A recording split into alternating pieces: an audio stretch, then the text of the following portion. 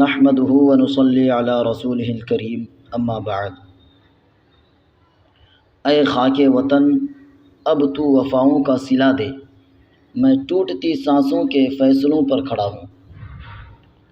استاد محترم اور محفل میں شریک قابل قدر حاضرین، میں آپ حضرات کا شکر گزار ہوں کہ مجھ جیسے ایک ادنا سا طالب علم کو یوم آزادی پر کچھ بولنے کا موقع دیا۔ آج ہمیں بے حد خوشی ہو رہی ہے کہ ہم علماء کرام اور پرکھوں کی قربانی کے نتیجے میں ترنگا لہرا کر آزادی کا جشن منا رہے ہیں۔ بزرگان محترم، ہندوستان کی سرزمین پر مغل بادشاہوں نے نہایت انصاف کے ساتھ سینکڑوں برس حکومت کی، لیکن ایک وقت وہ بھی آیا کہ تن کے گورے اور من کے کالے انگریزوں نے ایسٹ انڈیا کمپنی قائم کرنے کے بہانے ہندوستان کی سرزمین پر قبضہ کر کے ہندوستانیوں پر ظلم و ستم اور ناانصافی کا بازار گرم کیا اور اس ملک کے باشندوں کا جینا حرام کر دیا۔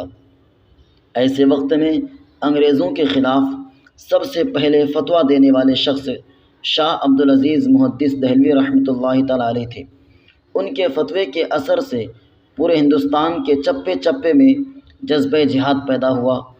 اس فتوے کے بعد تحریک ریشمی رومال چلایا گیا، تحریک بالا کوٹ چلایا گیا، ہندوستان چھوڑو تحریک چلی، شاملی کا جہاد ہوا اور اس جہاد آزادی میں سینکڑوں علماء کو پھانسی دی گئی، ہزاروں مجاہدین آزادی نے پھانسی کے پھندے چومے۔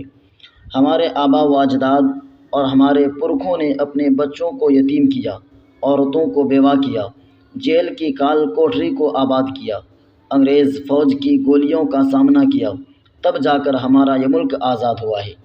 حاضرین مجلس، ان مجاہدین آزادی کی ایک بڑی لسٹ ہے جن میں ہندو بھی ہیں اور مسلمان بھی ہیں۔ اس ملک کی آزادی میں سب نے مل کر قربانیاں دی ہیں۔ چنانچہ ایک وقت وہ بھی آیا کہ ہندو اور مسلم دونوں نے مل کر ایک ہی پلیٹ میں کھانا کھایا اور ملکی اتحاد و اتفاق کا مظاہرہ کیا۔ انگریزوں نے جب اس ہندو مسلم اتحاد کو دیکھا تو اس نے محسوس کیا کہ اب ہم اس ملک میں حکومت نہیں کر سکتے۔ ہندوستان کے تمام مذاہب کے لوگوں نے جب متحد ہو کر انگریزوں کے خلاف جہاد کیا اور قربانیاں پیش کی تو یہ ظالم انگریز 7 سمندر پار بھاگنے پر مجبور ہو گئے۔